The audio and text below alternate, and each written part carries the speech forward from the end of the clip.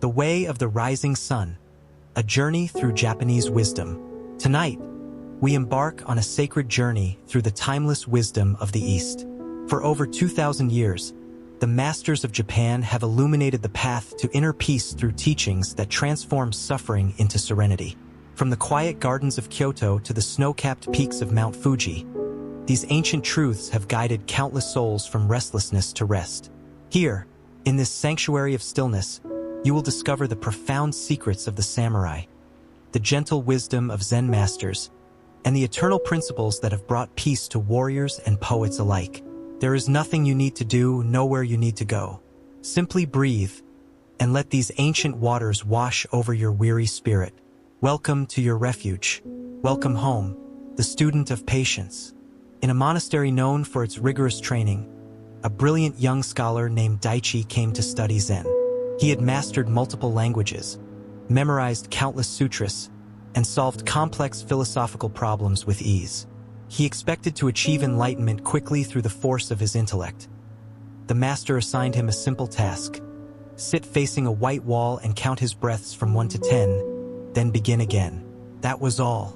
No philosophy, no intellectual discourse, no complex practices. Daichi was insulted.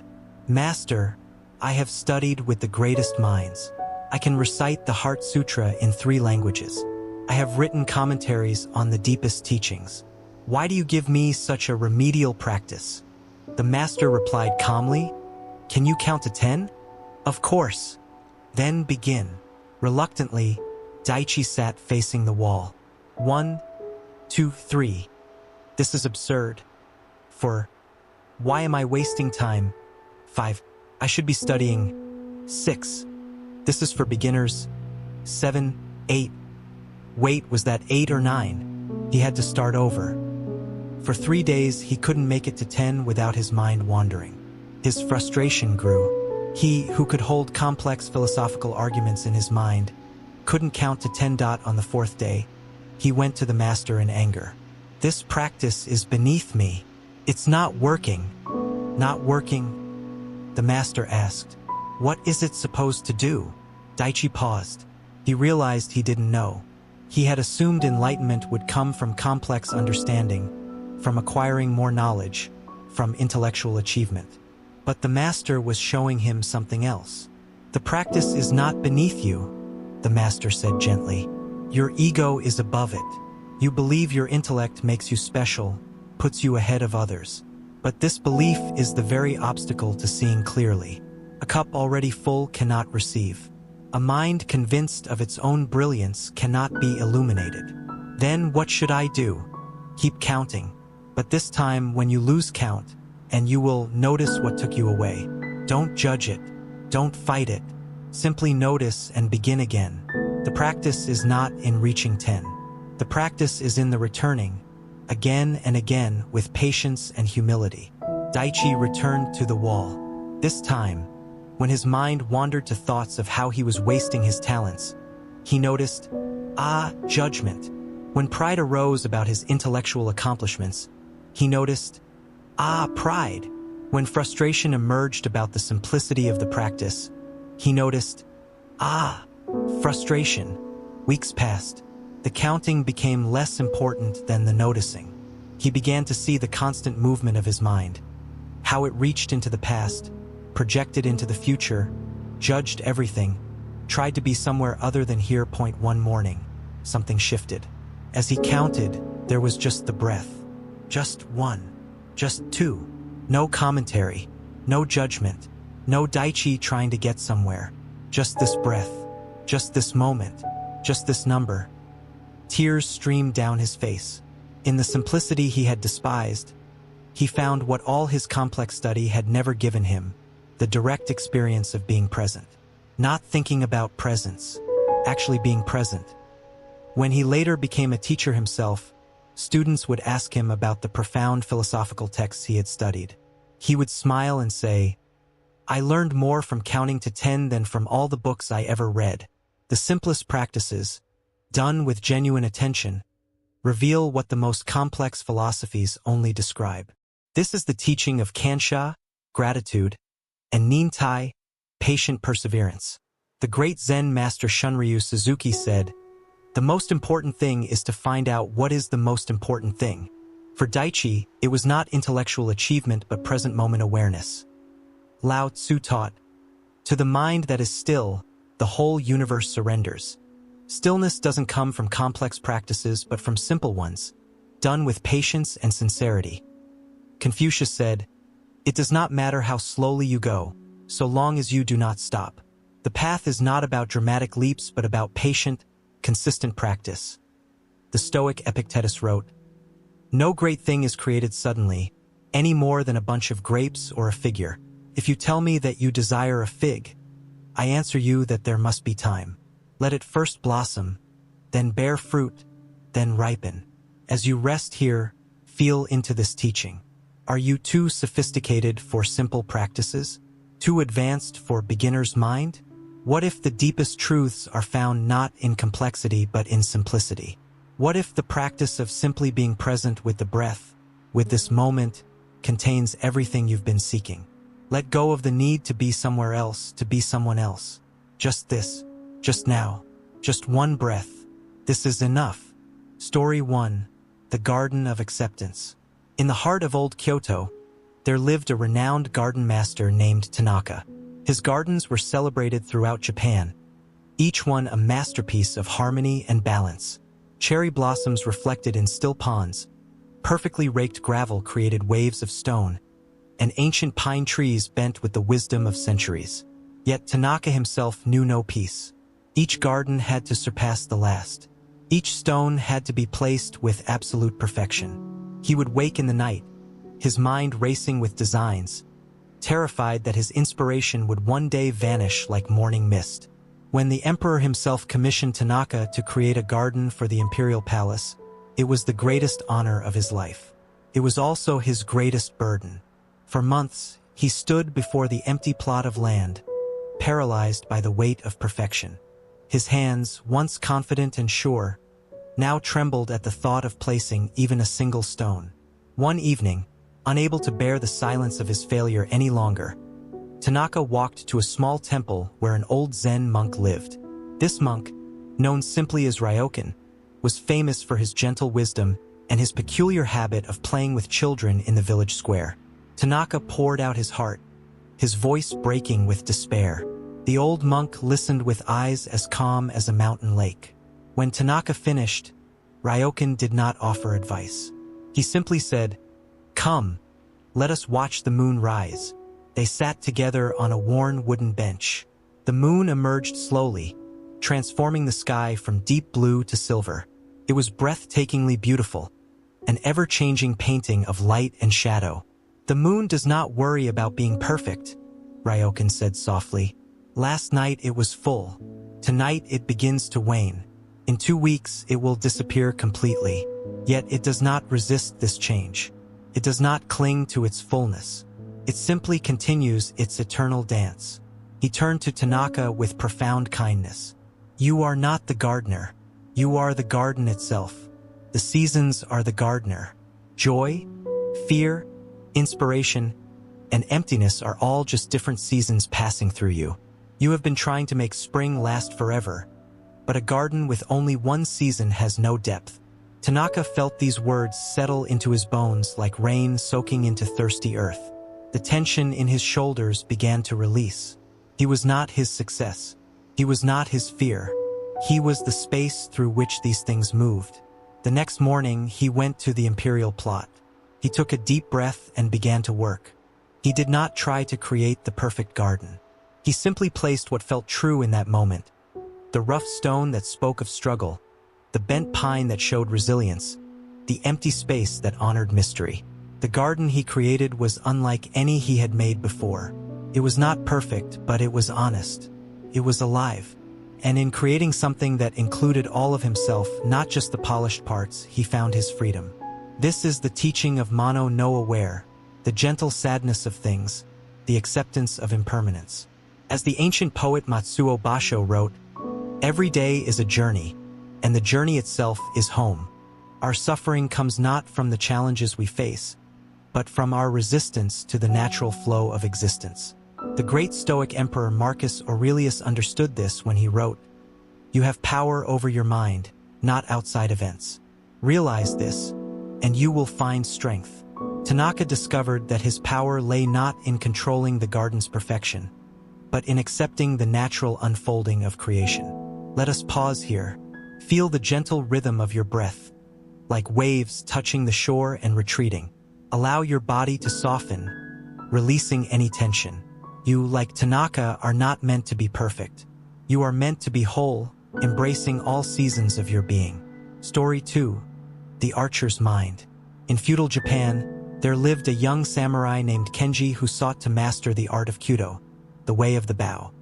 He practiced from dawn until dusk, his fingers bleeding from the bowstring, his arms aching from the weight of drawing the bow 1,000 times each day. His teacher, Master Awa Kenzo, was known as the greatest archer in all of Japan. It was said he could hit a target in complete darkness, guided by something beyond sight. Kenji watched him with a mixture of awe and frustration. No matter how hard he practiced, his arrows flew wide of the mark. One day, after another morning of missed targets, Kenji threw down his bow in frustration. "Master," he cried, "I have practiced for 3 years. I have followed every instruction. Why do my arrows still miss the target?" Master Kenzo picked up the bow and handed it back to Kenji with infinite patience. "You are trying too hard," he said simply. "The arrow knows the way. You need only to get out of its path." Kenji stared at him, confused. "But master, how can I hit the target if I don't try?" "Come," Kenzo said, leading him to the archery range. "Watch." The old master took his stance, but his eyes were soft, his breathing natural. There was no strain in his face, no tension in his shoulders. He drew the bow as easily as breathing, and when he released, it seemed the arrow released itself. It found the center of the target as naturally as water finds the sea. "You see," Kenzo explained, "when your mind is full of trying, full of wanting, full of fear of failure, these thoughts are like a storm in your heart. The arrow must fly through this storm, and so it is blown off course." He gestured to a nearby pond, its surface perfectly still. "Your mind must become like this water. When the water is still, it reflects the moon perfectly. When your mind is still, the target and the arrow become one. There is no you trying to hit the target. There is only the arrow finding its home." For weeks, Kenji practiced not shooting, but simply breathing. Standing, drawing, breathing. Master Kenzo had him practice with his eyes closed, feeling the weight of the bow, the tension of the string, the rhythm of his own heart. "The way of the bow is not about the target," Kenzo taught. "It is about becoming empty. When you are empty, the universe can shoot through you." One morning, as cherry blossoms fell like snow around the practice range, Kenji drew his bow without thought. His mind was quiet, his breath steady. In that moment, there was no Kenji, no bow, no target. There was only the action itself, pure and complete. The arrow flew true, striking the exact center of the target. Tears filled Kenji's eyes, not from the pride of achievement, but from the profound peace he had felt in that moment of perfect emptiness. This is the teaching of Mushin, no mind, or the mind without mind.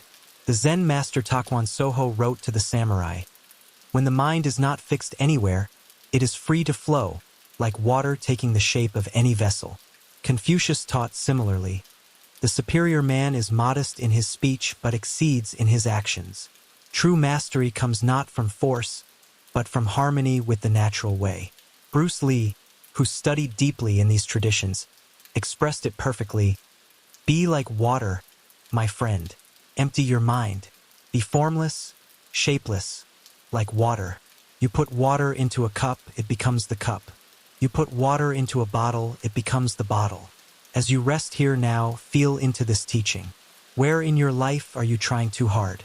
Where might you release your grip and allow the natural intelligence of life to flow through you? Let your breath be like Master Kenzo's arrow, effortless, natural, finding its way home. Story 3. The Broken Tea Bowl. In the ancient city of Nara, there was a tea master named Rikyu who possessed a tea bowl of extraordinary beauty. It had been crafted by a legendary potter and was his most treasured possession. The bowl's glaze shimmered with subtle colors, jade green, midnight blue, and hints of gold. For 20 years, he had used it in his tea ceremonies, and it had become, in his mind, irreplaceable. One autumn morning, as Rikyu was preparing for an important ceremony with a visiting daimyo, his young apprentice Sato accidentally knocked the precious bowl from its shelf. It fell to the stone floor and shattered into 7 pieces. Sato stood frozen in horror, tears streaming down his face. He knew the bowl's value, and he knew that such clumsiness was unforgivable. He fell to his knees, trembling, awaiting his master's rage.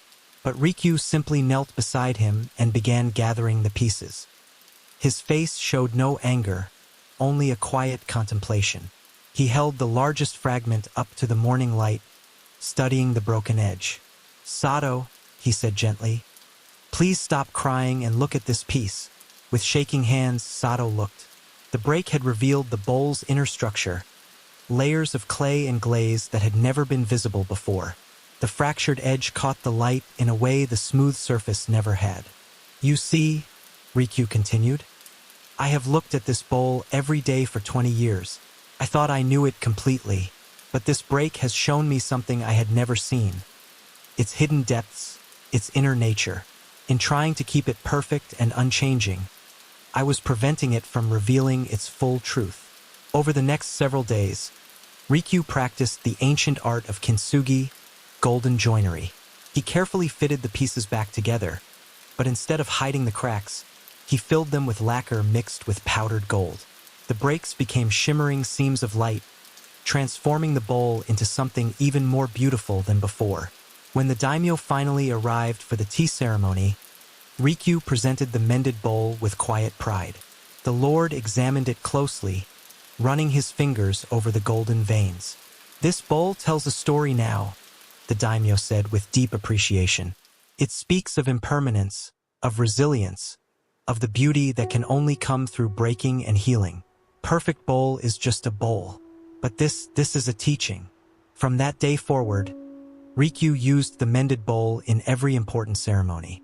When students asked about his most valuable possession, he no longer showed them unblemished objects. He showed them the bowl with its golden scars and said, "This is my greatest treasure. It teaches me that nothing is ever truly broken beyond repair, and that our wounds, when embraced with care, become sources of strength and beauty." Years later, when Sato became a master himself, he taught his own students, "Do not fear the breaking. The crack is where the light enters. The scar is where the gold can shine." This is the profound teaching of kintsugi and wabi-sabi, finding beauty in imperfection, accepting the cycle of birth and death, growth and decay. The Japanese aesthetic understands that perfection is an illusion, and that true beauty lies in the authentic marks of time and experience. Lao Tzu wrote in the Tao Te Ching, "When I let go of what I am, I become what I might be." The broken bowl, when released from the prison of perfection, became something far more valuable, a teacher of truth. The Stoic philosopher Epictetus taught, "It's not what happens to you, but how you react to it that matters." Rikyu's reaction to the breaking transformed a moment of loss into an opportunity for deeper beauty. In your own life, where are the cracks you've been trying to hide? What if, instead of concealing your scars, you filled them with gold? What if your greatest wounds could become your most beautiful features, shimmering testimonies to your resilience and growth? As you breathe now, imagine golden light flowing through any places in your heart that feel broken. See these cracks not as flaws, but as channels for light to enter, as opportunities for your own unique beauty to shine through. Story 4. The Weight of the Stone. In a remote monastery high in the Japanese Alps, a young monk named Hideo struggled with the weight of his past. Before entering the monastery, he had lived a life he was ashamed of. He had been selfish, dishonest, and had hurt people he loved. Though he had left that life behind, the memories haunted him like shadows that grew longer as the sun set. Every morning during meditation, his mind would flood with scenes from his past. Every evening during walking meditation, he would replay his mistakes, each one a stone in his heart. He confessed these troubles to the abbot, an ancient monk named Dogen, whose face was lined with the wisdom of 80 winters. "I carry these memories like stones in a sack," Hideo said, his voice heavy with sorrow. "Each day the sack grows heavier. I fear I will never find peace. How can I be forgiven for what I have done?" Abbot Dogen listened with the patience of mountains. Then he said, "Tomorrow, I will show you something. For now, rest." The next morning, before dawn, Dogen woke Hideo and handed him a large burlap sack. "Fill this with stones from the river," the abbot instructed. "One stone for each regret, each mistake, each moment of shame you carry." Hideo walked to the river and began selecting stones. For the lie he told his mother, a stone. For the friend he betrayed, a stone. For the opportunities he wasted, a stone. On and on until the sack bulged with the weight of his past. It was so heavy he could barely lift it. "Now," said Dogen, "carry this sack with you everywhere for the next 3 days. Take it to meals, to meditation, to your sleeping mat. Do not put it down." For 3 days, Hideo carried the burden. His back ached. His shoulders burned. He couldn't sit properly for meditation. He couldn't bow during ceremonies. He couldn't even sleep comfortably. The other monks watched with curiosity, but none questioned the abbot's instruction. On the 4th morning, Dogen found Hideo slumped against a wall, exhausted, the sack beside him. "How do you feel?" the abbot asked. "Broken," Hideo whispered. "I cannot carry this anymore." "Good," Dogen said, his eyes twinkling with compassion. "Now answer me this.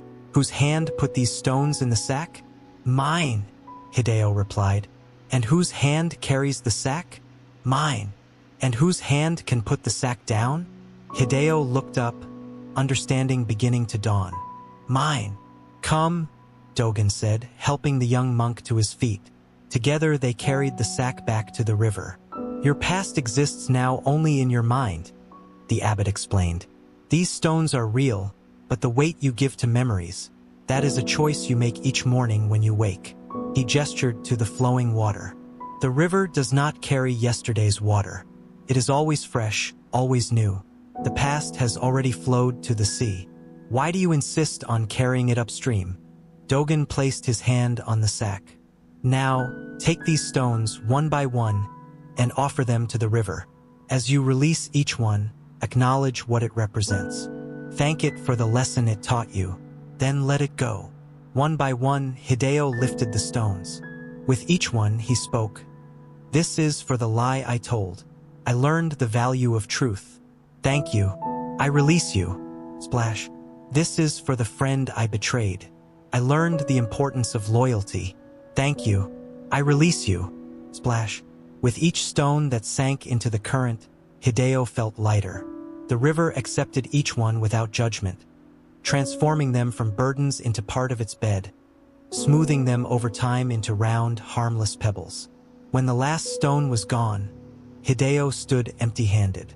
The sack lay limp and weightless at his feet.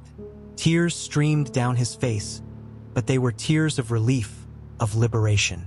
"The stones are gone," Dogen said, "but the lessons remain. This is wisdom. You are not your past. You are the awareness that learned from it. The person who made those mistakes no longer exists. He has been transformed by each moment of genuine regret and sincere practice. The person standing here now is new, like this morning's water." Confucius taught, "We have 2 lives, and the second begins when we realize we only have one." Hideo's second life began the moment he put down the stones. The Stoic philosopher Seneca wrote, "No man is crushed by misfortune unless he has first been deceived by prosperity. But the deeper truth is that we are crushed not by misfortune itself, but by our refusal to release it." This is the teaching of letting go, which in Japanese Zen is called muga, non-attachment to the self. The past is like yesterday's water already gone. To carry it forward is to burden yourself with what no longer exists. As you rest here now, imagine your own sack of stones. What regrets? What shame? What guilt have you been carrying? Feel the weight of them. Then, in your mind's eye, see yourself at the river's edge. One by one, name what you carry. Thank it for what it taught you, and let it go into the current. Watch it sink, becoming smooth, becoming part of the riverbed, no longer yours to carry. You are not your past. You are the spacious awareness in which past, present, and future all arise and dissolve. You are as free as this moment, as fresh as this breath. Story 5: The Master's Cup. In old Edo, now called Tokyo, there lived a university professor named Yamaguchi who was renowned for his knowledge of philosophy and religion. He had studied Buddhism at the finest universities, written numerous papers, and could quote from memory extensive passages from the sutras. His mind was sharp, his arguments sophisticated, and his reputation considerable. Yet despite all his knowledge, Professor Yamaguchi felt something was missing. He had studied Zen philosophy intellectually, but he sensed there was a deeper understanding he had not grasped. So he decided to visit Master Nanin, a Zen teacher famous for his wisdom and unconventional teaching methods. When Professor Yamaguchi arrived at the simple temple, he was greeted by Nanin, who invited him to sit for tea. The professor immediately began talking about his studies, his understanding of Zen concepts, his theories about meditation, and his interpretations of various koans. He spoke continuously, eager to demonstrate his knowledge and perhaps to impress the master. Nanin listened silently and began to pour tea into the professor's cup. He poured and continued pouring even as the cup filled to the brim. The professor watched the cup overflow, tea spilling onto the saucer, then onto the table, then beginning to drip onto the floor. "Master, the cup is full," Professor Yamaguchi finally exclaimed. "No more will go in." Nanin stopped pouring and looked at the professor with gentle eyes. "Like this cup," he said calmly, "you are full of your own opinions, ideas, and speculations. How can I show you Zen unless you first empty your cup?" The professor sat in stunned silence. In that moment, all his sophisticated knowledge seemed suddenly hollow. He realized that his mind had been so filled with concepts about Zen that there was no room for the actual experience of Zen. He had been studying the menu instead of tasting the food. "Master," he said quietly, a new humility in his voice, "please teach me how to empty my cup." Nanin smiled. "You have already begun. The first step is recognizing that the cup is full. The second step is choosing to pour it out." Over the following months, Professor Yamaguchi learned to practice what Zen calls Shoshin, beginner's mind. Instead of approaching each meditation session with his accumulated knowledge and expectations, he learned to approach it as if for the first time, with fresh eyes and an open heart. He discovered that when his mind was empty of preconceptions, he could truly hear the morning birds, truly taste his tea, truly feel the sensation of each breath. The direct experience of reality was far richer than any concept about reality. One day, Nanin asked him, "What is Zen?" The old Professor Yamaguchi would have launched into an elaborate explanation. But now he simply bowed and said, "This moment, just this." Nanin's eyes crinkled with joy. "Ah, now you are learning." This teaching of beginner's mind was famously articulated by Zen master Shunryu Suzuki, who wrote, "In the beginner's mind there are many possibilities, but in the expert's mind there are few. When we think we know something completely, we close ourselves off from seeing it freshly, from discovering its deeper dimensions." Lao Tzu expressed the same wisdom. "The wise student hears of the Tao and practices it diligently. The average student hears of the Tao and gives it thought now and again. The foolish student hears of the Tao and laughs aloud." But he added, "If there were no laughter, the Tao would not be what it is." Confucius taught, "Real knowledge is to know the extent of one's ignorance." The professor's true learning began when he recognized how full his cup was, how much his knowledge was actually blocking deeper understanding. Marcus Aurelius, the Stoic emperor, wrote in his Meditations, "If you are distressed by anything external, the pain is not due to the thing itself but to your estimate of it, and this you have the power to revoke at any moment." Our concepts, our fixed ideas about how things should be, these create suffering. In your own life, where is your cup too full? What certainties might you hold lightly? What opinions might you release? What possibilities might emerge if you approached this very moment with fresh eyes? as if seeing it for the first time. As you breathe now, imagine emptying your cup with each exhale. Old ideas, fixed beliefs, stale concepts, let them pour out. And with each inhale, welcome the freshness of not knowing, the spaciousness of beginner's mind. In this emptiness, everything becomes new again. Story 6. The Mountain's Teaching. There was once a successful businessman named Takashi who lived in modern Tokyo. He ran a large corporation, managed hundreds of employees, and dealt with constant stress and pressure. His days were filled with meetings, deadlines, and problems to solve. His nights were restless, his mind churning with worries about tomorrow. His doctor warned him that his blood pressure was dangerously high and suggested he needed to find a way to reduce stress. A colleague mentioned that climbing Mount Fuji had changed his life, had given him a new perspective. Takashi, always looking for efficiency, decided he would climb Japan's sacred mountain, not for spiritual reasons, but simply as a form of exercise. He prepared meticulously. He bought the best gear, studied the fastest routes, and planned to reach the summit in record time. He approached the mountain the way he approached business, as a challenge to be conquered. On the day of the climb, Takashi set out before dawn, moving quickly past other climbers. He barely noticed the beauty around him. His eyes were fixed on the peak above, his mind calculating distance and time. When fellow climbers paused to rest and admire the view, he thought them weak, inefficient. Halfway up the mountain, Takashi's heart began racing uncomfortably. His breath came in ragged gasps. He felt dizzy, but he pushed on, angry at his body for its weakness, determined to reach the top. Then he saw an old man sitting on a rock beside the trail, completely still, simply looking out at the landscape. The man's face was weathered and peaceful, his posture relaxed yet dignified. Takashi, breathing hard, checked his watch impatiently as he passed, but something made him stop. He looked back at the old man and felt a sudden curiosity. "Old man," he called out, "aren't you going to the summit? You're wasting time sitting here." The old man smiled gently. "I have been to the summit many times. Today I am not climbing Fujisan. I am allowing Fujisan to climb me." Takashi stared at him, confused. "What does that mean?" "Come, sit," the old man said, patting the rock beside him. "Rest a moment." Despite his impatience, something in the man's calm demeanor made Takashi sit.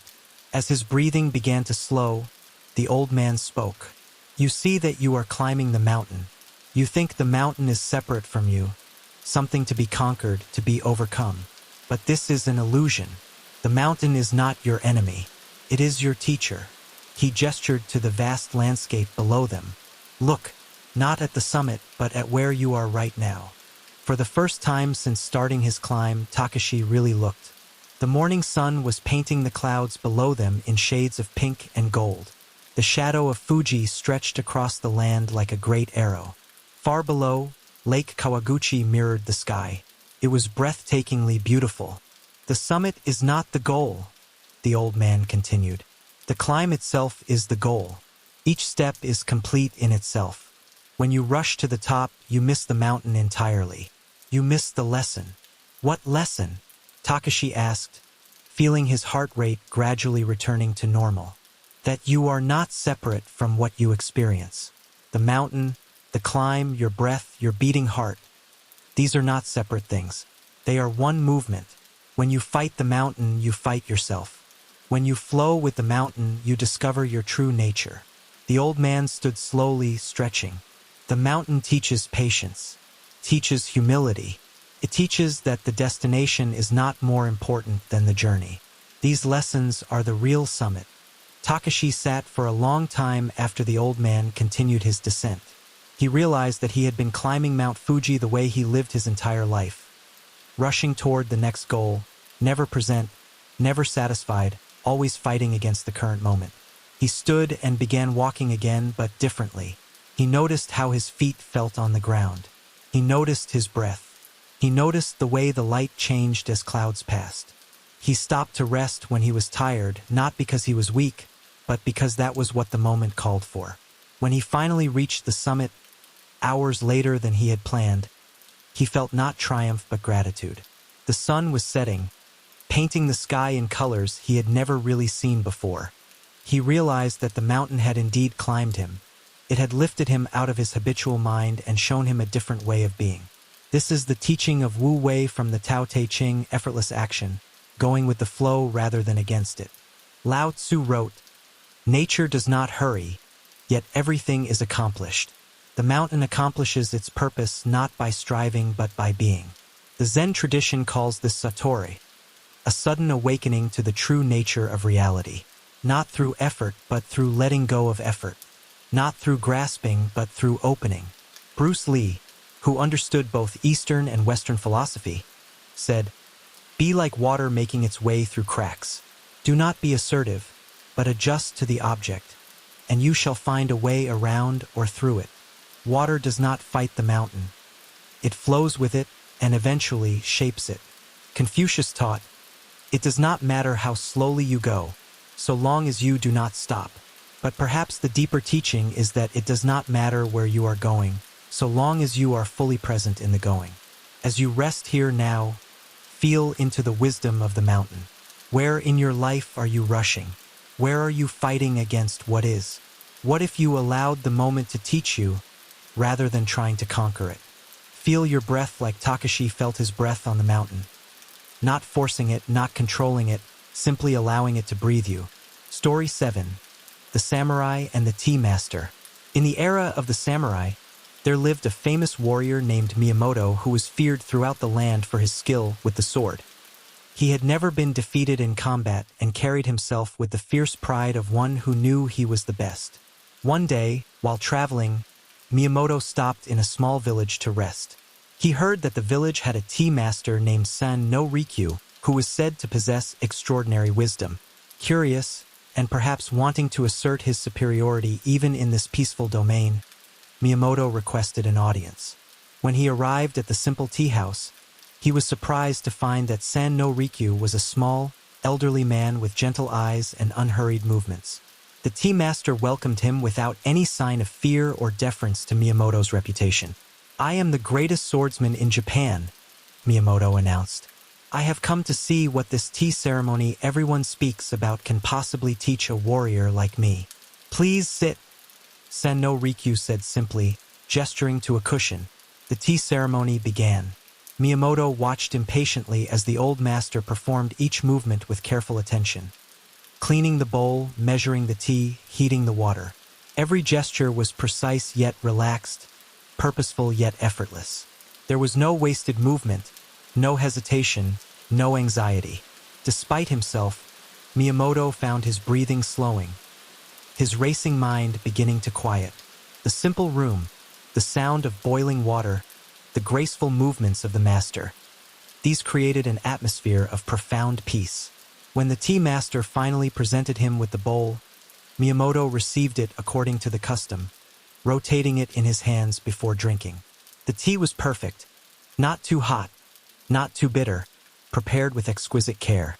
After they had finished, Miyamoto asked, "Old man, do you know who I am? I could kill you with one stroke of my sword. Do you not fear death?" San no Rikyu looked at him with eyes full of compassion but no trace of fear. "Of course I fear death," he replied calmly. "But I have died many times already." Miyamoto frowned. "What do you mean?" "Every time I prepare tea, I die completely to my past and my future.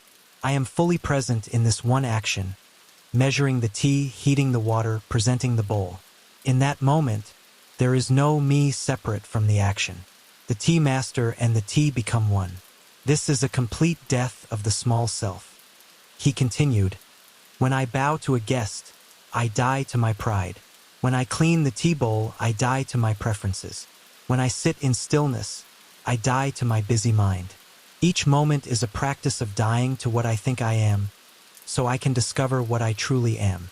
The master paused, taking a sip of water. "You, samurai, prepare for one great death at the end of your life. But tell me, if you practice dying every moment, when death finally comes, what will there be to fear? You will be meeting an old friend, not a stranger." Something in Miyamoto's chest cracked open. He realized that despite all his battles, all his victories, He lived in constant fear, fear of defeat, fear of losing his reputation, fear of death.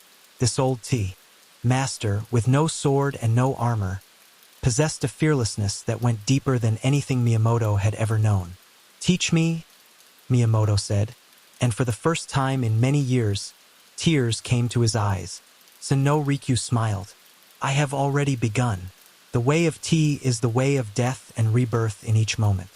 When you can prepare tea with the same total presence you bring to the sword, you will understand." From that day, whenever Miyamoto visited the village, he would come to the tea house. He learned that the tea ceremony was called Chado, the way of tea, and it was not about tea at all, but about presence, mindfulness, and the art of living fully in each moment by dying completely to the last. Years later, when Miyamoto had become not just a great swordsman but a wise man, he wrote, "The way of the warrior and the way of tea are one. Both require you to face death in each moment with a calm heart. This is the secret of both victory and peace." This teaching is central to Zen and to the samurai code of Bushido. The practice of memento mori, remembering death, was embraced not to create fear but to create urgency and presence. When we remember that this moment is fleeting, that this breath might be our last, we naturally become more present, more grateful, more awake. The Stoic philosopher Marcus Aurelius wrote, "You could leave life right now. Let that determine what you do and say and think." This is not morbid. It is liberating. When we remember our mortality, we stop wasting time on petty concerns and instead focus on what truly matters. Confucius taught, "We have two lives, and the second begins when we realize we only have one." This realization comes when we truly understand the preciousness and fragility of existence.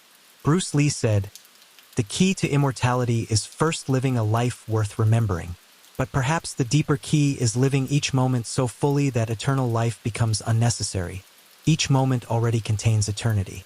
As you rest here, practice Senno Rikyu's teaching. With each breath, die to the last breath. With each moment, die to the last moment. Not in sorrow, but in release. This is the practice of being fully alive by being willing to fully let go. Feel how this creates space, freshness, aliveness. Each breath is new. Each moment, a rebirth. Story 8. The Student of Silence. In a monastery famous for its silence, there arrived a young student named Yuki who wanted desperately to attain enlightenment. She had read every sutra, studied every teaching, and now believed that if she could just be silent enough, meditate deeply enough, she would finally achieve the peace she sought. The monastery was led by a master named Hakuin, known for his unconventional methods and penetrating insight. When Yuki arrived, she expected rigorous meditation schedules, profound philosophical discussions, and intensive spiritual practices. Instead, Master Hakuin assigned her to work in the kitchen. "But Master," Yuki protested, "I came here to practice meditation, to study the Dharma, to attain enlightenment. Why must I wash dishes and prepare rice?" Hakuin looked at her with eyes that seemed to see right through her. "Enlightenment is not something you attain. It is something you discover was already here, and you will not find it sitting on a cushion trying to force your mind into silence. You will find it in the kitchen, if you are truly present." Reluctantly, Yuki went to the kitchen.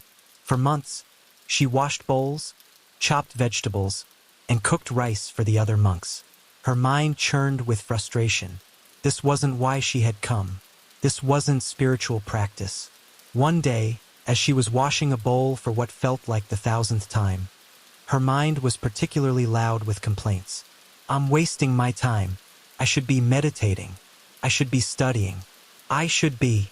Suddenly, the bowl slipped from her hands. Time seemed to slow. She watched it fall, saw it turn in the air, saw the soap bubbles catching the light. In that moment, her complaining mind went completely silent. There was only the bowl falling, and her hands reaching out to catch it. She caught it, and in that instant of pure presence, with no thought of past or future, no idea of herself as someone who should be doing something else, she experienced a profound stillness. It lasted only a second, but in that second she understood. She understood that enlightenment was not in some special practice or some future attainment. It was in the complete presence with this bowl, this water, this moment. The silence she had been seeking was not the absence of sound, but the absence of the chattering, judging, seeking mind. With tears streaming down her face, Yuki continued washing the bowl. But now, every movement was a meditation. Feeling the water temperature, the smoothness of the bowl, the scent of the soap, each sensation was perfect and complete in itself. Later, she went to Master Hakuin. "I understand now," she said simply. "What do you understand?" he asked. "That there is nowhere to go, nothing to achieve. Washing the bowl with complete attention is enlightenment. Chopping vegetables with full presence is meditation. Every moment is the teaching." Hakuin smiled. "Now you are ready to sit on the cushion, not because sitting will give you enlightenment, but because you already know that enlightenment is not in the sitting or in the washing. It is in the quality of attention you bring to each moment. This teaching is at the heart of Zen practice, that the ordinary and the sacred are not separate. The Japanese practice of Ichigo Ichi means one time, one meeting. The recognition that each moment is unique and will never come again, and therefore deserves our complete presence. Thich Nhat Hanh, the Vietnamese Zen master, wrote, "Washing the dishes is at the same time a means and an end. We do the dishes not only in order to have clean dishes, we also do the dishes just to do the dishes, to live fully in each moment while washing them." Lao Tzu taught, "The Tao is nowhere to be found, yet it nourishes and completes all things." Enlightenment is like this, not somewhere else, but right here in the most ordinary activities when we are fully present. The Stoics practiced what they called amor fati, love of fate, love of what is. Marcus Aurelius wrote, "Don't let yourself forget how many doctors have died, furrowing their brows over how many deathbeds, how many astrologers after pompous forecasts about others' ends, how many philosophers after endless disquisitions on death and immortality. The point, stop seeking elsewhere. Be here now. As you rest, practice Yuki's discovery. Feel the surface beneath you. Hear the sounds around you. Sense your breath moving in and out. This moment, exactly as it is complete. There is nowhere else to be, nothing else to achieve. Just this, just now. The peace you seek is in the seeking itself, when the seeking becomes pure presence." Due to length constraints, I'll continue with the remaining 12 stories in the next response. Each will maintain the same depth, weaving Japanese wisdom with teachings from Lao Tzu, Confucius, Bruce Lee, the Stoics, and Zen masters, all designed to create a peaceful, sleep-inducing journey through transformative wisdom. Story 9. The Bamboo's Secret. In the gardens of an ancient temple, there grew a grove of bamboo that had stood for over 100 years. A young monk named Hiroshi often sat among these tall stalks, seeking peace in their rustling whispers and the filtered green light that fell through their leaves. Hiroshi struggled with his temper.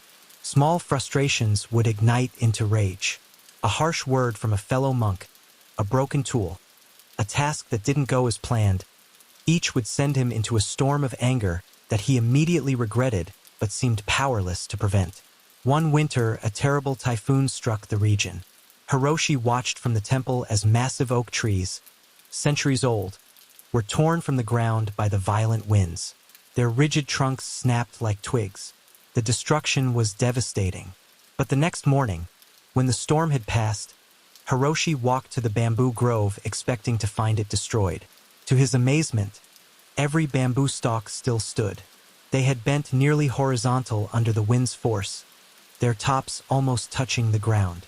But now they were returning to upright, unbroken, as resilient as ever. The abbot, Master Sengai, came to stand beside him. "Do you see?" the old master said. "The oak tree is strong and rigid. It believes its strength comes from resistance, from standing firm against the wind. So when the wind is stronger than its resistance, it breaks." He gestured to the bamboo. But the bamboo knows a different wisdom. It does not resist the wind. It bends, it flows, it yields. And because it yields, it survives. The wind passes through it rather than breaking against it. Hiroshi listened, beginning to understand. "Your anger is like the oak tree," Sengai continued. When something challenges you, your mind becomes rigid. You resist what is, you demand that reality be different than it is. And so you break inside, into frustration, into rage. But Master, surely we must stand firm for what is right? Surely we cannot just bend to every difficulty. There is a difference, Sengai explained, between being weak and being flexible, between giving up and yielding. The bamboo is not weak. It is one of the strongest materials in nature. But its strength comes from flexibility, not rigidity. He broke off a small piece of bamboo and showed it to Hiroshi. See how it is hollow inside? This emptiness is its strength. When you are full of opinions, of demands, of shoulds and musts, you are rigid like the oak. But when you are empty, when you allow space inside yourself, you can bend without breaking. Over the following months, Hiroshi practiced what he called bamboo mind. When frustration arose, instead of resisting it, he would pause, breathe, and imagine himself as bamboo in the wind. He would feel the emotion fully, not suppressing it but not clinging to it either, allowing it to pass through him like wine through the grove. When a fellow monk criticized his work, instead of his usual defensive reaction, he would bend. Consider if there was truth in the criticism, thank the monk, and let the judgment pass through without lodging in his heart. When a task proved difficult, instead of forcing and fighting, he would yield. Step back, find a different approach, flow with the obstacle rather than smashing against it. One day, Master Sengai watched Hiroshi working calmly despite several frustrations, his movements flowing, his face peaceful. The bamboo grove has taught you well, the master said with a smile. Hiroshi bowed. It taught me that true strength is not in resisting life, but in dancing with it. Not in staying rigid, but in remaining flexible. The bamboo survives the typhoon not because it fights the wind, but because it knows when to bend. This is the profound teaching of Ju, which means gentleness, flexibility, yielding. It's the principle that underlies the martial art of Judo, the gentle way. As Jigoro Kano, the founder of Judo, taught, maximum efficiency with minimum effort. This comes not from force, but from yielding and redirecting. Lao Tzu expressed this wisdom perfectly. The hard and stiff will be broken. The soft and supple will prevail. The living are soft and yielding. The dead are rigid and stiff. And further, nothing in the world is as soft and yielding as water, yet for attacking the hard and strong, nothing can surpass it. Bruce Lee's famous teaching echoes this. Notice that the stiffest tree is most easily cracked, while the bamboo or willow survives by bending with the wind. Be like water. Empty yourself of preconceived form. The Stoics understood this too. Epictetus taught, it's not what happens to you, but how you react to it that matters.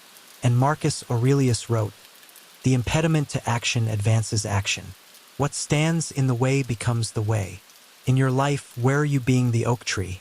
Where are you resisting so rigidly that you're creating your own breaking point? What would it mean to be bamboo? Hollow enough to let the wind pass through, flexible enough to bend without breaking, resilient enough to return to center once the storm has passed.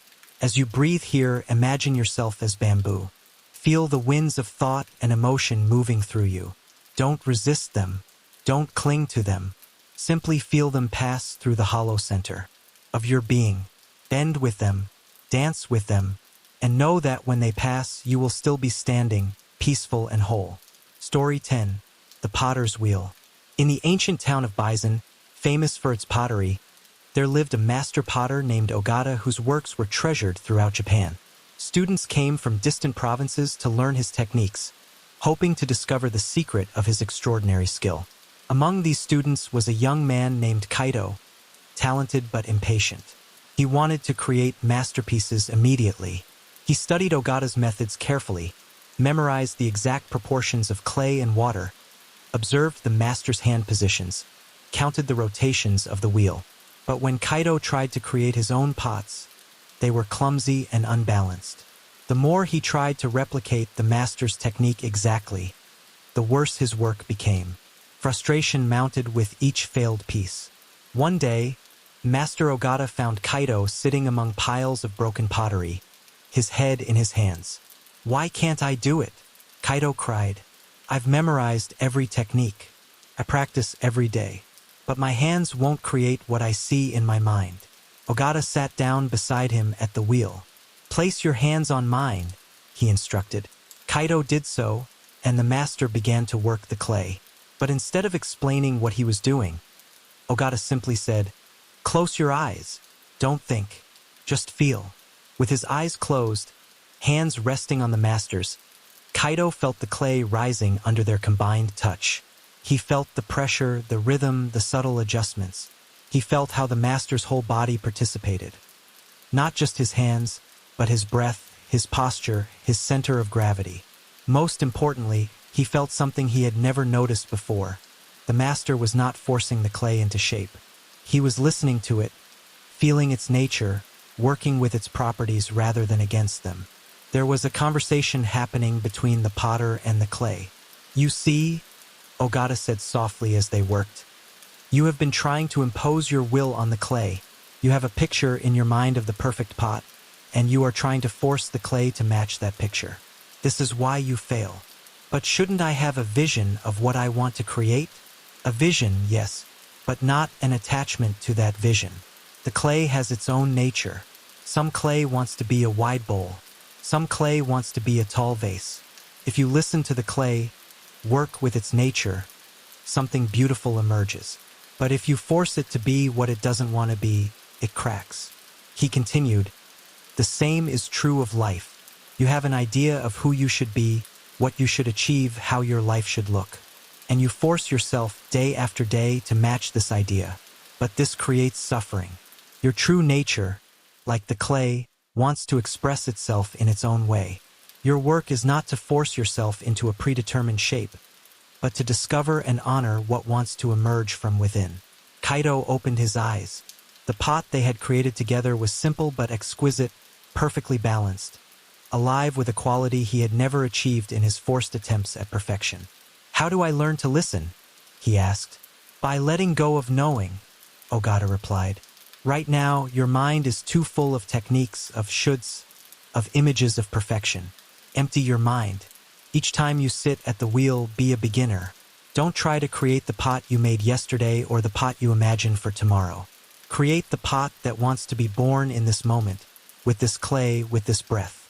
For months afterward, Kaido practiced this way.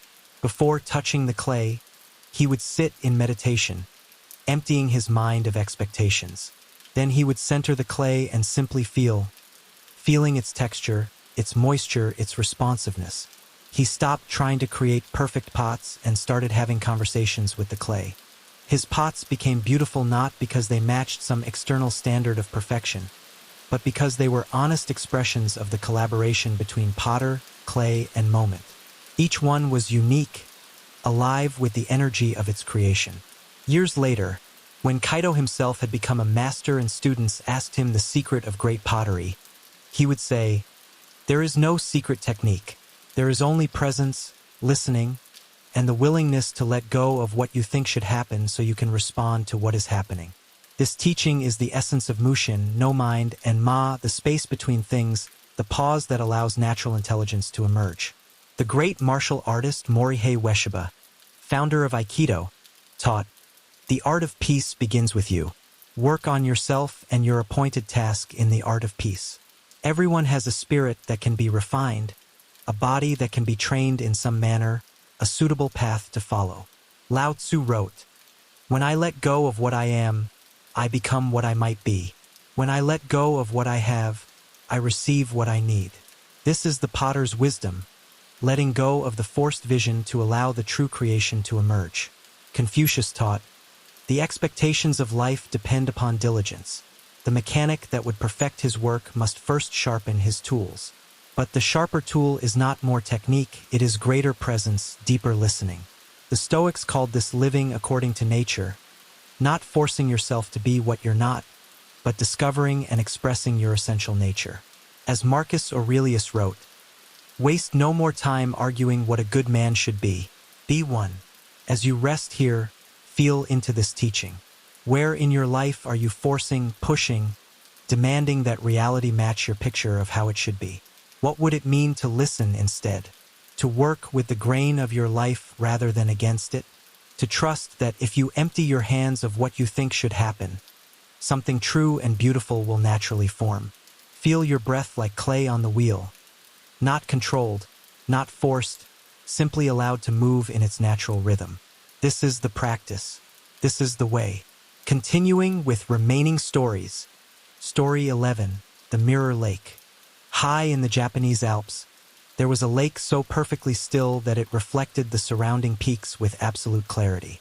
A young woman named Misaki, troubled by anxiety and self-doubt, made a pilgrimage to this sacred place, hoping to find some answer to her suffering. She sat by the lake's edge and gazed at the perfect reflection. Every detail of the mountains, every cloud, every tree was mirrored flawlessly in the water. It was so clear that she couldn't tell where the mountain ended and the reflection began. An old hermit who lived by the lake came and sat beside her. "Why have you come?" he asked gently. "I cannot find peace," Misaki replied. "My mind is always disturbed. I think constantly about past mistakes and future worries. I cannot quiet my thoughts." The hermit picked up a stone and tossed it into the lake. Ripples spread across the surface, distorting the perfect reflection. The mountains, clouds, and trees became fragmented, wavering images. "This is your mind," he said. "The lake's nature is stillness and perfect reflection. But when stones are thrown, when thoughts arise, the surface becomes disturbed. Now watch." They sat in silence. Gradually, the ripples subsided. The water returned to perfect stillness. The reflection became clear once again. "Do you see? The lake does not fight the ripples. It does not try to force itself to be still. It simply allows the natural movement to happen and naturally come to rest. Your mind is like this lake. Its natural state is clear and still, perfectly reflecting reality as it is. But thoughts arise. This is natural, like stones falling into water. Your problem is not the thoughts. Your problem is that you fight them, which creates more disturbance." "But how do I stop fighting?" Misaki asked. "By understanding the nature of the mirror," the hermit replied. He pointed to the reflection. "Is the mountain in the water a different mountain than the one in the sky?" Misaki looked carefully. "No, it's the same mountain, just reflected." "Exactly. The reflection appears in the water, but it doesn't disturb the water's essential nature. The mountain passes through the water without leaving a trace. When clouds move across the sky, the water reflects the movement, but the water itself hasn't gone anywhere. Your thoughts are like this. They appear in the mirror of your awareness. They reflect various images and feelings, but they do not touch the awareness itself. The awareness remains unchanged, like the water beneath the reflection." He continued, "You have been identifying with the reflections, with the thoughts and feelings that appear in your awareness. You think, I am anxious, I am worried, I am not good enough, but these are just reflections passing through. The real you is the mirror, not the reflection. The real you is the still water, not the image on the surface." "How do I experience this?" Misaki asked. "By becoming the observer. When a thought of anxiety arises, instead of believing, I am anxious, simply notice. There is anxiety appearing in awareness. See the difference? One makes you the anxiety.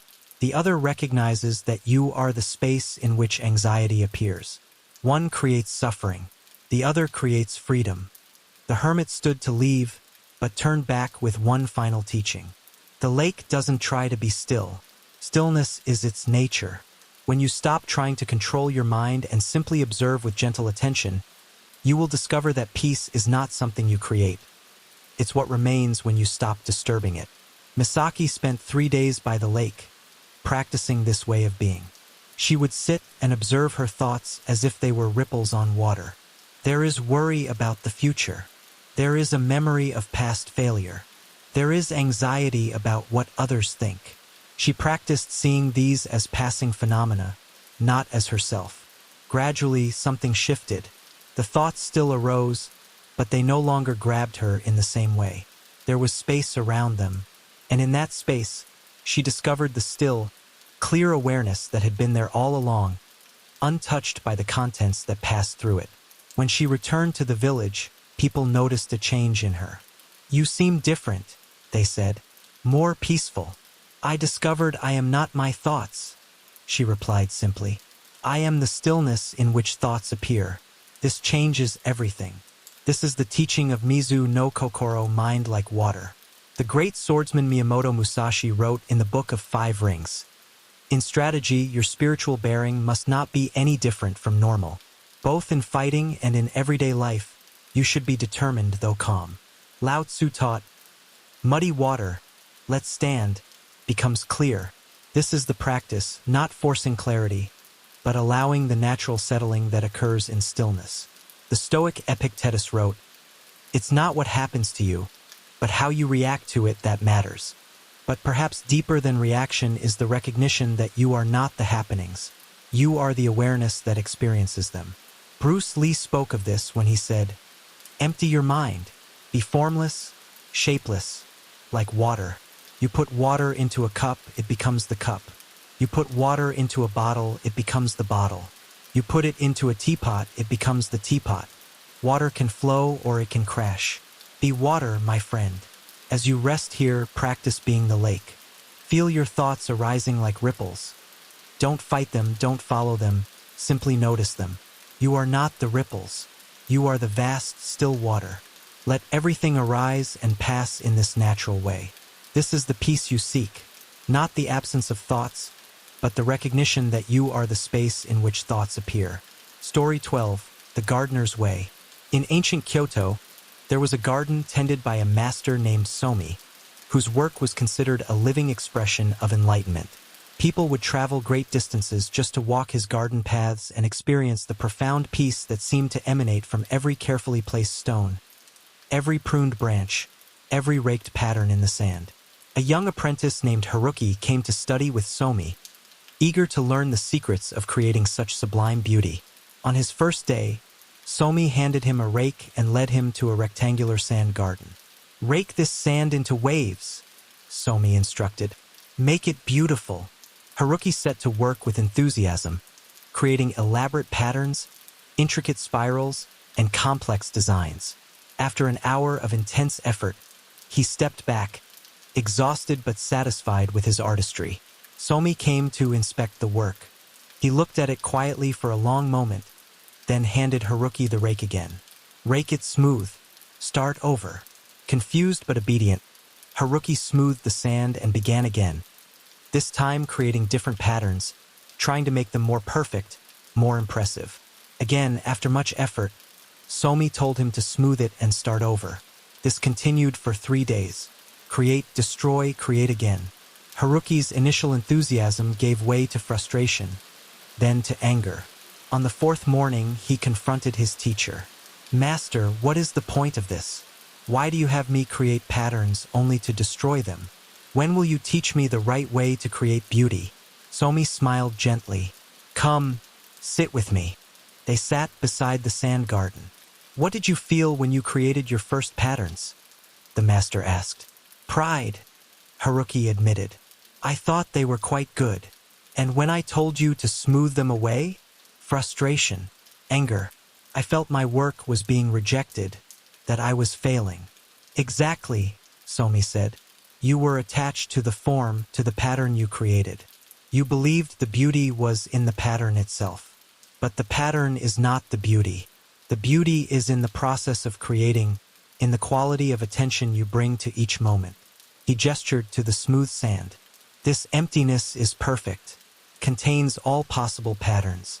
When you rake, you bring forth one possibility, but in doing so, you exclude all others. To cling to that one pattern is to reject infinite possibilities. To smooth it away is not destruction, it is liberation. It opens the space for newness to emerge." Haruki began to understand. "So the raking itself is the practice?" "Yes, not the result, but the action. Not the pattern that remains, but the presence you bring to creating it. A garden is not a finished thing. It is an ongoing relationship between the gardener, the plants, the stones, and the changing seasons. The moment you think it is done, it begins to die." Over the following months, Haruki learned to rake the sand garden with a different attitude. He would create patterns not for praise or permanence, but as a moving meditation. Some days the patterns were simple, some days complex. Some days he would create and destroy 3 different designs in a single hour, finding joy not in the outcome but in the flow of creation itself. He learned to apply this teaching to the entire garden. Pruning a tree was not about achieving a perfect final form, but about engaging in an ongoing conversation with the tree's growth. Placing a stone was not about finding the one right position, but about listening to the relationship between the stone, the earth, and the surrounding space. One day, Somi brought a distinguished visitor to view Haruki's work. The visitor admired the garden greatly. "It's magnificent," he said to Haruki. "You must be very proud." Before Haruki could respond, a strong wind blew through the garden, scattering leaves across the carefully raked sand, disrupting the perfect patterns. The visitor gasped, "Oh no, your beautiful work." But Haruki smiled peacefully. "The garden is always beautiful," he said. "When the sand is raked, it is beautiful. When the wind scatters the leaves, it is beautiful. When rain falls and makes puddles, it is beautiful. The beauty is not in any fixed form. It is in the continuous change, the endless flow of creation and dissolution." Somi, listening, bowed deeply to his student. The teaching had been received. This is the profound wisdom of wabi-sabi, finding beauty in imperfection and impermanence, and Enso, the Zen circle that represents enlightenment, strength, and the beauty of letting go. The Buddhist teaching tells us, "This too shall pass," not as a curse but as a blessing. Nothing is permanent, and in that impermanence lies freedom. Lao Tzu wrote, "The Tao that can be told is not the eternal Tao. The name that can be named is not the eternal name. Every form we create, every pattern we make, is not the ultimate truth. It is a temporary expression of something deeper." Confucius taught, "The gem cannot be polished without friction, nor man perfected without trials." But perhaps the deeper teaching is that perfection is not a final state to achieve, but a continuous process of engaged attention. Marcus Aurelius reminded himself, "Do not disturb yourself by picturing your life as a whole. Do not assemble in your mind the many and varied troubles which have come to you in the past and will come again in the future, but ask yourself with regard to every present difficulty, what is there in this that is unbearable and beyond endurance? As you rest here, feel into the wisdom of the garden. What patterns in your life are you clinging to? What forms are you afraid to release? What if you could engage with your life the way Haruki learned to rake the sand, with full presence and attention, but without attachment to any particular outcome? Create, appreciate, release, create again. This is the dance. This is the way." Continuing with 8 more stories to complete the 20-story journey. Story 13. The Flute Player's Gift. In a village at the foot of Mount Fuji, there lived a flute player named Kaori whose music was said to capture the voice of the wind itself. Her melodies could make listeners weep with their beauty. Yet she herself lived in quiet poverty, owning nothing but her bamboo flute and a simple robe. A wealthy merchant named Tanaka heard of her talent and came to listen. He was so moved by her music that he offered her a fortune to perform at his daughter's wedding. But Kaori declined. "Why refuse such generosity?" Tanaka asked, confused. "You could buy a house, fine clothes, security for your old age." Kaori smiled gently. "Come walk with me," she said. They walked to a clearing where they could see Mount Fuji in all its glory, snow-capped and serene against the blue sky. "Do you see the mountain?" Kaori asked.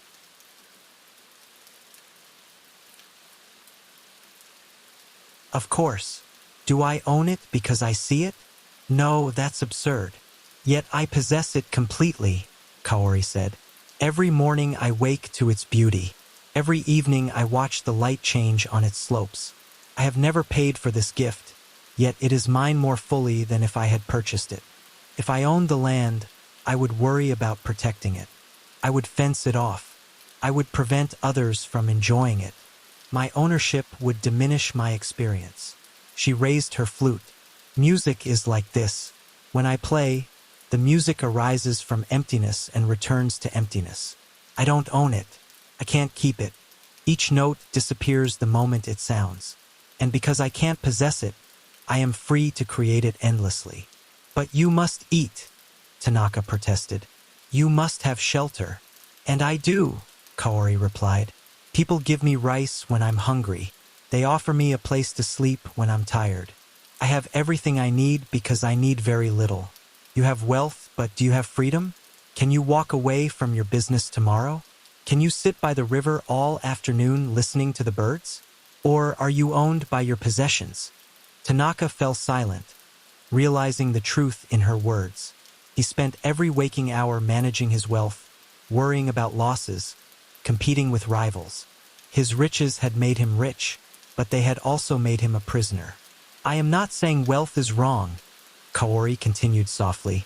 I am saying that true wealth is not measured by what you own, but by what you can enjoy without possessing. The man who needs a palace to be happy is poor.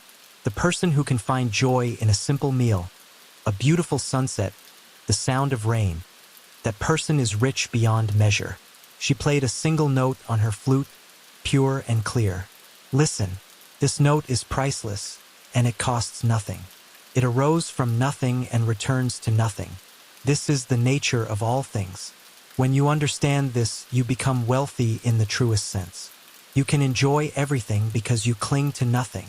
Years later, Tanaka would tell people that the flute player had been his greatest teacher. He did not abandon his business, but he no longer let it possess him. He learned to hold his wealth lightly, like water in his cupped hands, grateful for it, using it wisely, but knowing it would eventually flow away. And in that knowing, he found a peace he had never experienced when he clung tightly to every coin. This is the teaching of Mu, emptiness, and Fukinshi, not seeking worldly reward. The Zen monk Ryokan, who owned almost nothing, wrote, "In all heaven and earth, I have no friend except the moon. I have no home except the one room I live in. I have no wealth except my clothes and my begging bowl. Yet I am rich." Lao Tzu taught, "He who knows he has enough is rich.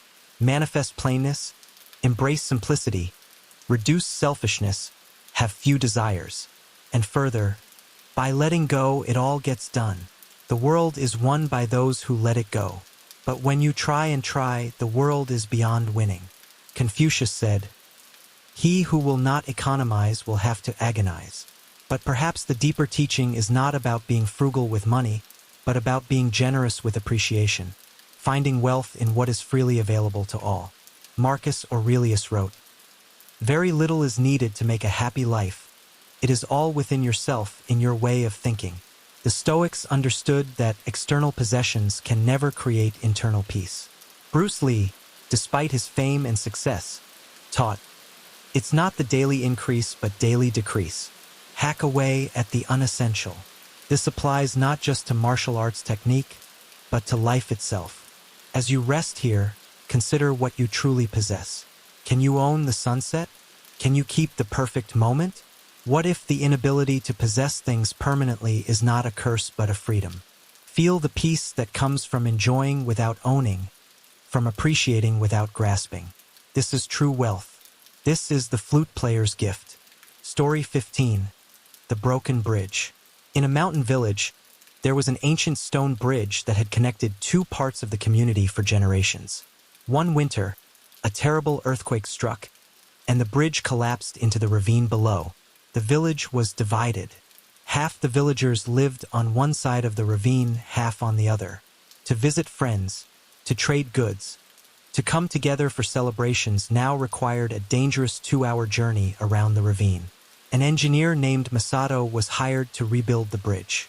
He came with elaborate plans. A modern suspension bridge with steel cables, concrete supports, designed to withstand any future earthquake. It would take 2 years to build and cost the village their entire savings.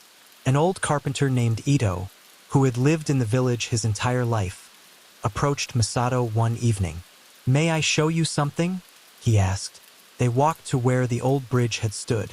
In the failing light, Ito pointed down into the ravine. "Do you see that large stone down there? And that one over there?" Masato looked. He saw the massive stones that had formed the foundation of the old bridge, now scattered in the ravine. "These stones have been here for 300 years, Ito said. Our ancestors placed them with great care.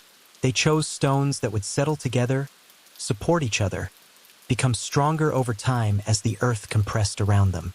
They did not fight against earthquakes. They built with earthquakes in mind. The bridge was designed to fall during a great shaking, yes, but to fall in a way that could be rebuilt. He smiled. Every 30 or 40 years, a major earthquake comes. Every time the bridge falls, and every time we rebuild it from the same stones. My grandfather helped rebuild it. My father helped rebuild it. I have helped rebuild it twice already. Each time we learn more about the stones, about the ravine, about working together as a village. But that's inefficient, Masato protested. My modern bridge will stand for centuries. Perhaps, Ito replied. But in rebuilding the bridge, we rebuild ourselves.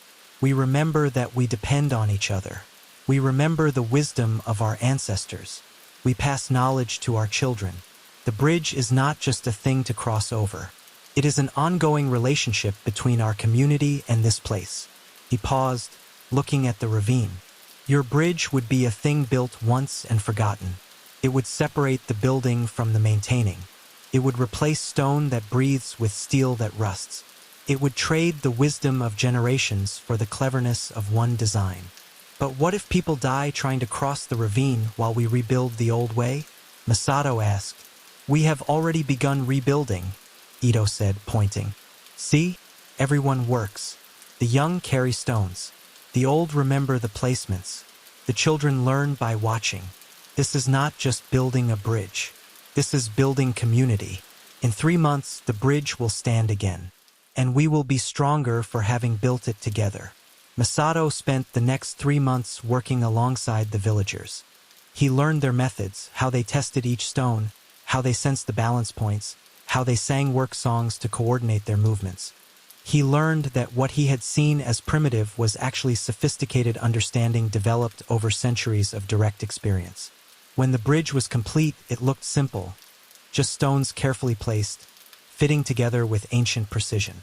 But Masato understood now that it was more than a bridge. It was a living tradition, a teaching that passed from generation to generation.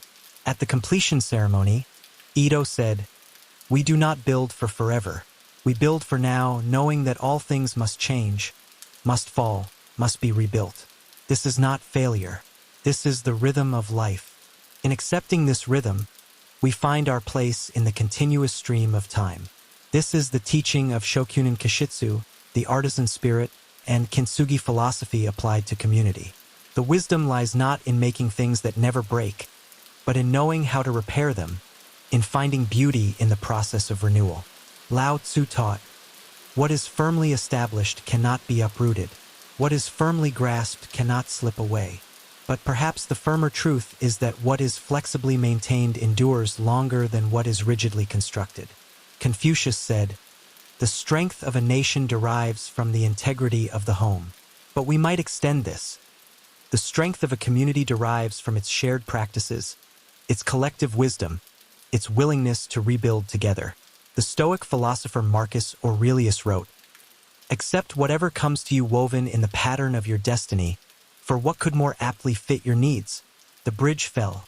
This is what happened. The question is not why, but how shall we respond? As you rest, consider what in your life needs not a permanent solution but an ongoing relationship. What if the things that break in your life are not failures but invitations to practice, to learn, to build connections, to pass on wisdom? What if maintenance is more valuable than permanence?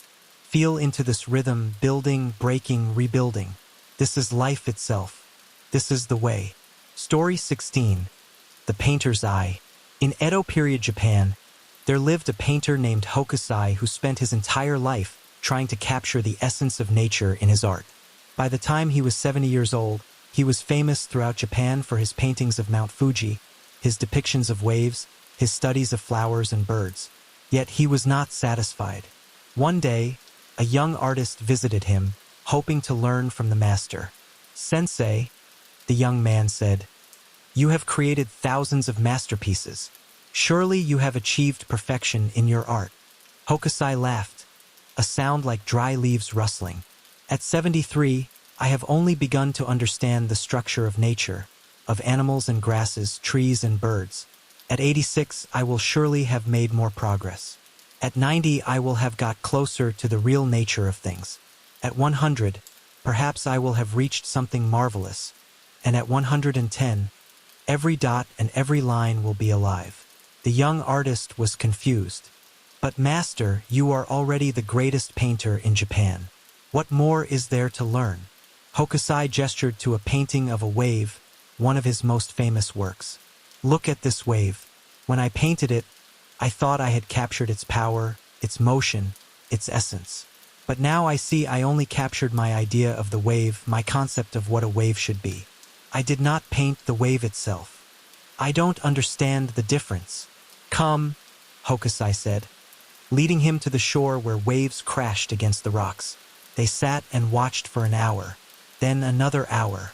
The young artist grew restless, but Hokusai remained absolutely still, his eyes soft, watching. Finally, the old master spoke. Do you see how each wave is different? This one curls gently, that one crashes with violence. This one hesitates, then breaks. That one glides smoothly to shore. I have painted thousands of waves, but I have never painted the same wave twice because there is no such thing as a wave. There are only these waves, this very moment's wave. He continued, when I was young, I painted what I knew. I knew the formula for a wave, the curl, the spray, the motion. So I repeated this formula.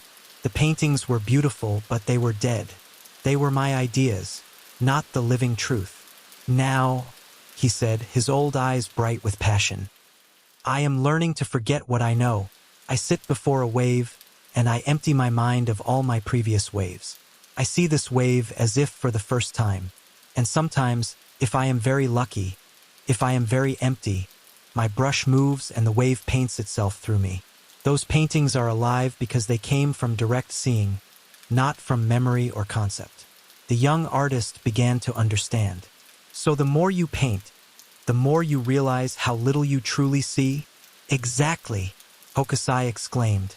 When I was young, I thought I saw everything. I thought I understood. But I only saw my ideas about things. Now I am beginning to see things themselves. And I discover they are far more mysterious, far more alive, than any concept could capture. He picked up his brush. Every time I paint, I am a beginner. Every flower is the first flower I have ever seen. Every mountain is a mountain I have never climbed. This beginner's mind is the only mind that can truly see. The expert mind already knows what it will find, so it finds nothing new. Years later, when Hokusai was 90, he was still painting with the enthusiasm of a child discovering color for the first time. He signed one of his paintings. From the age of 6, I had a mania for drawing. At 73, I learned a little about the real structure of nature. At 90, I shall penetrate the mystery of things. At 110, everything I do will be alive.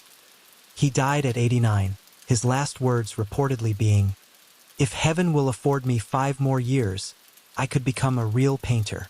This is the teaching of Shoshin, beginner's mind, and the understanding that true mastery is not about accumulating knowledge but about deepening perception, about learning to see freshly rather than through the veil of accumulated concepts.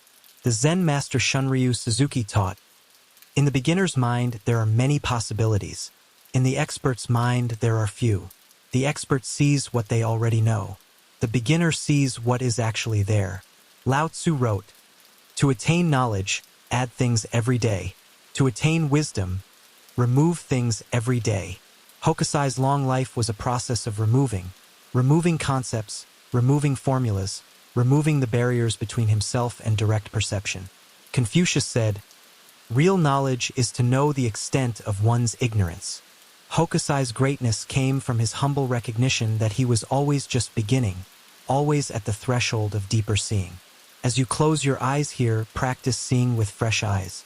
Even in darkness, even with eyes closed, you are perceiving, feeling the air, hearing sounds, sensing your body.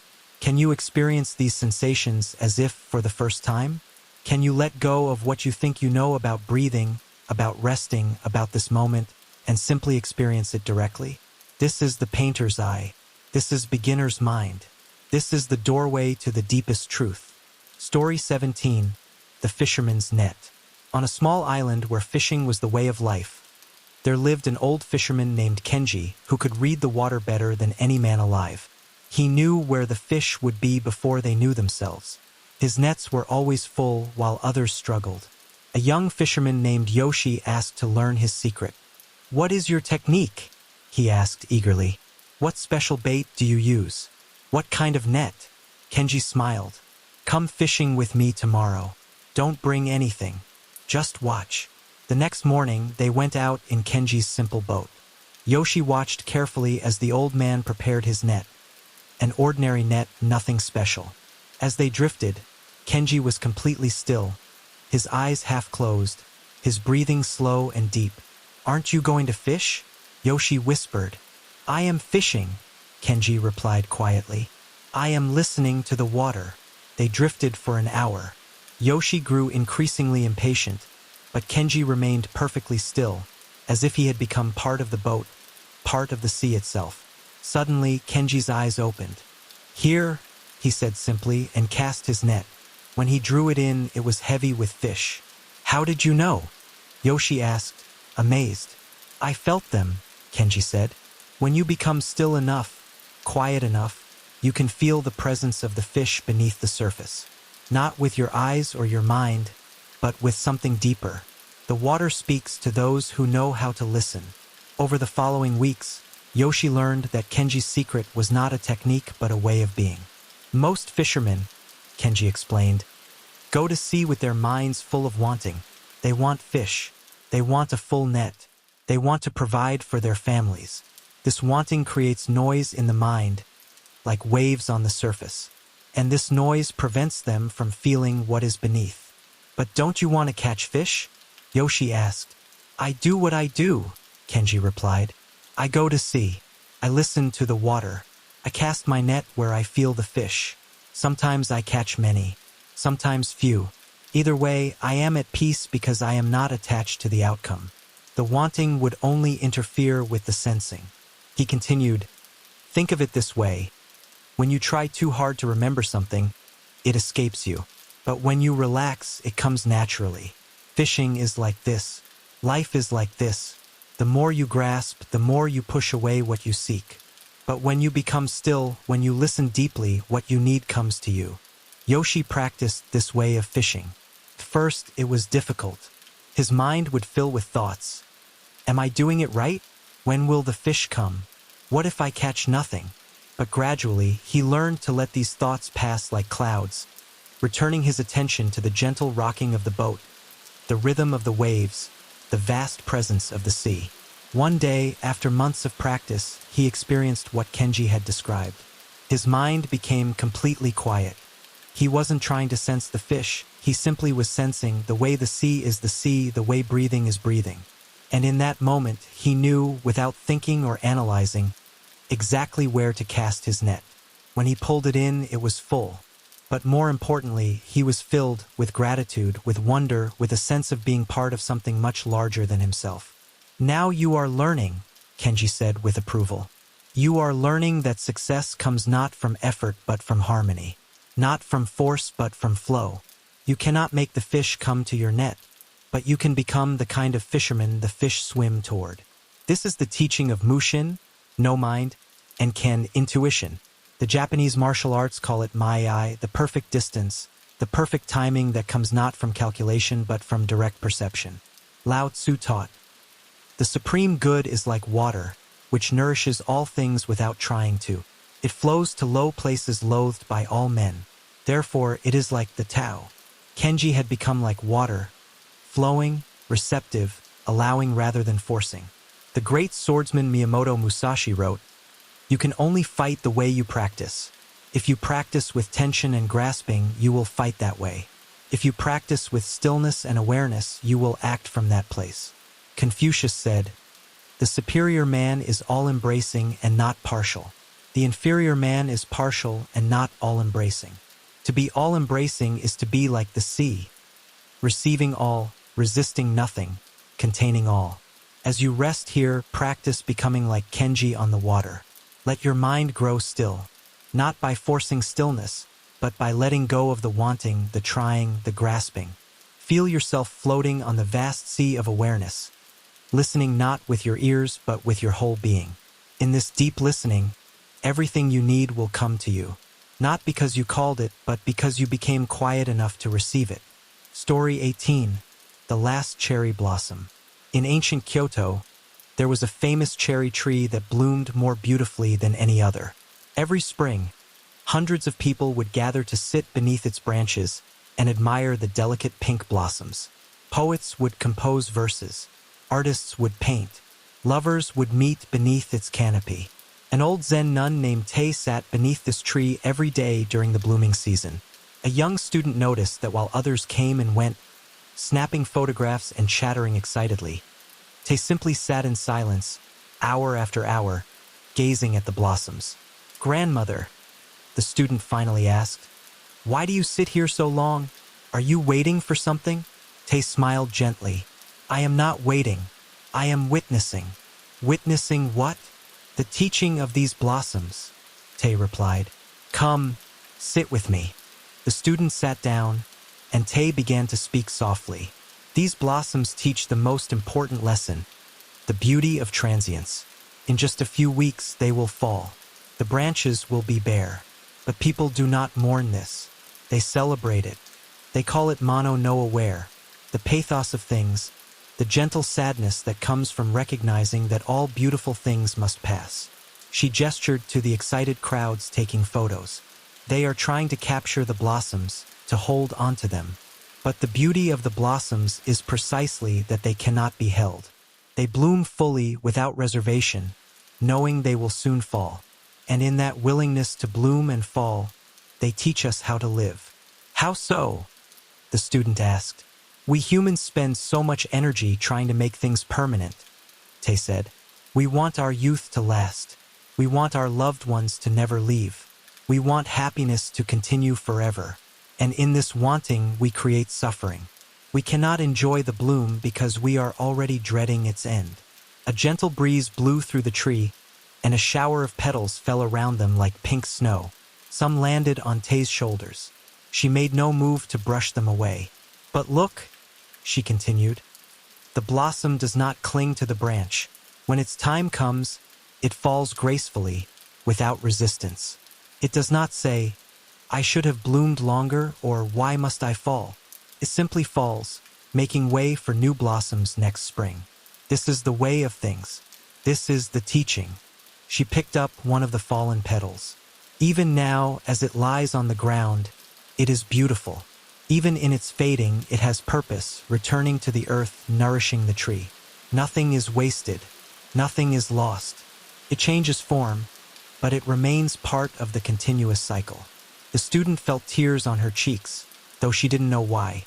"You are crying," Tei observed gently, "because somewhere deep inside, you recognize the truth. Everything you love will pass. Your parents will die. Your friends will leave. Your body will age. Even your own life will end one day, like a cherry blossom falling." "That's so sad," the student whispered. "Is it?" Tei asked. "Or is it the most beautiful thing? Because it is temporary, this moment is precious. Because it will end, we can fully appreciate it now. If cherry blossoms bloomed forever, who would stop to admire them? It is their brevity that makes them sublime." She stood slowly, her old bones creaking. "The way to honor the cherry blossom is not to try to preserve it, but to be fully present with it while it blooms. To let its beauty fill you completely. And when it falls, to bow in gratitude for having witnessed it. Then to open your hands and heart to whatever blooms next." As the days passed and the blossoms began to fall in earnest, the student noticed something. While other visitors grew sad as the blooms faded, those who had sat with Tei seemed to hold a different quality. They watched the falling petals with a bittersweet joy, appreciating not just the blooming but the falling, seeing the whole cycle as the beauty, not just one part of it. On the last day, when the final petal fell from the ancient tree, Tei bowed to it. "Thank you," she whispered. "Until next spring." This is the profound teaching of Mano no Aware and Yukio, the floating world. All of life is transient, floating, passing like cherry blossoms on water. The deepest beauty comes from accepting and even celebrating this truth. The Buddhist teaching of anicca, impermanence, is not meant to make us sad, but to wake us up. When we truly understand that everything is temporary, we stop taking things for granted. We appreciate while we can. We love deeply while there is time. Lao Tzu taught, life is a series of natural and spontaneous changes. Don't resist them. That only creates sorrow. Let reality be reality. Let things flow naturally forward in whatever way they like cherry blossoms falling. The Stoic Marcus Aurelius wrote, confine yourself to the present, think of yourself as dead. You have lived your life. Now take what's left and live it properly. In Japanese tea ceremony, there is a principle called ichigo ichii, one time, one meeting. Even if you meet the same person in the same tea room tomorrow, it will never be exactly the same moment. Each moment is utterly unique, unrepeatable, and therefore infinitely precious. As you rest here now, feel into this teaching. This breath will never come again. This moment is already passing. But in recognizing its transience, can you appreciate it more fully? Can you bloom like the cherry blossom, fully, beautifully, without holding back, without clinging, knowing that falling is just as perfect as blooming? Rest in the gentle sadness and profound beauty of being alive right now, in this floating world. Story 19, the final teaching. An old Zen master named Daigu was dying. His students gathered around him, hoping for one last profound teaching, some final wisdom to guide them after he was gone. For 3 days he lay in silence. His breathing grew shallow. His students kept vigil, waiting. On the morning of the 4th day, Daigu opened his eyes. His students leaned in close, ready to hear his final words of wisdom. With great effort, Daigu raised one finger and pointed out the window to the garden where a bird was singing in a plum tree. "Listen," he whispered. They all fell silent, listening to the bird's song.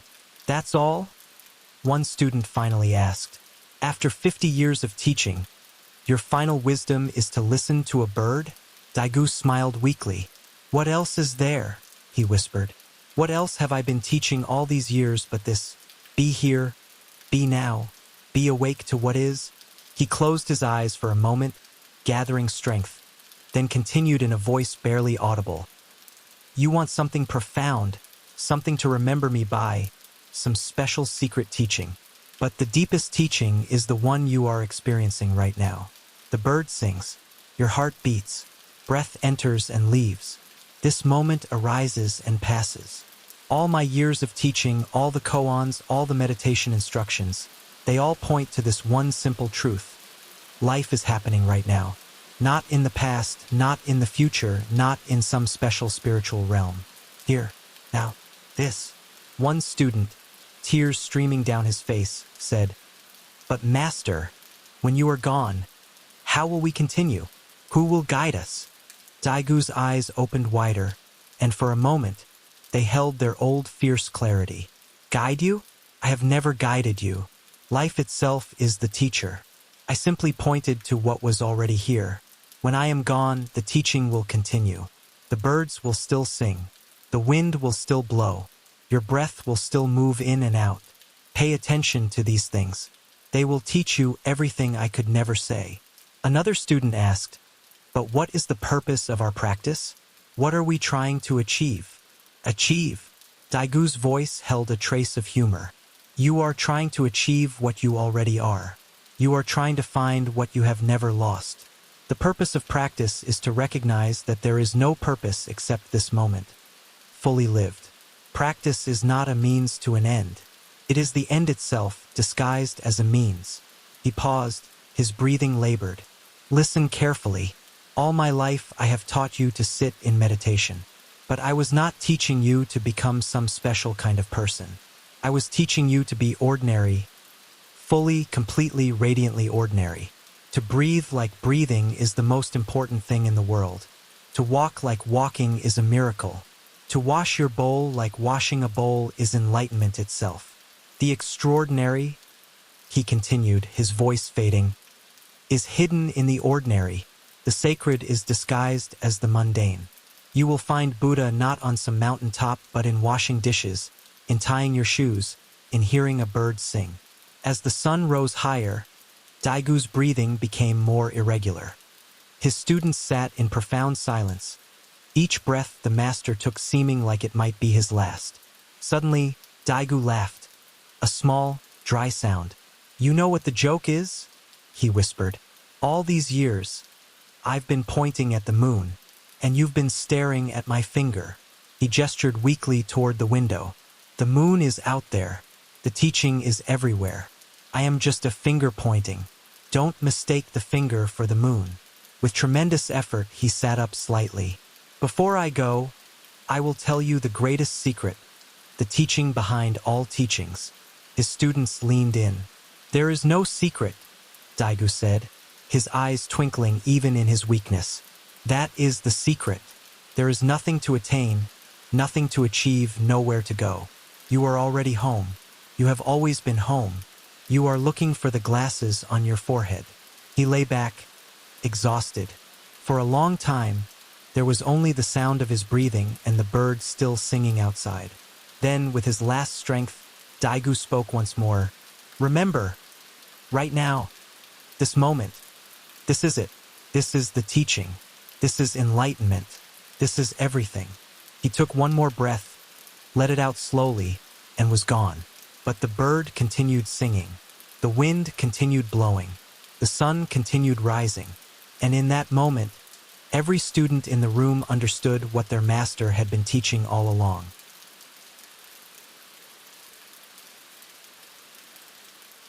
This is the ultimate teaching of Zen, what is called Satori, the sudden awakening to what was always present.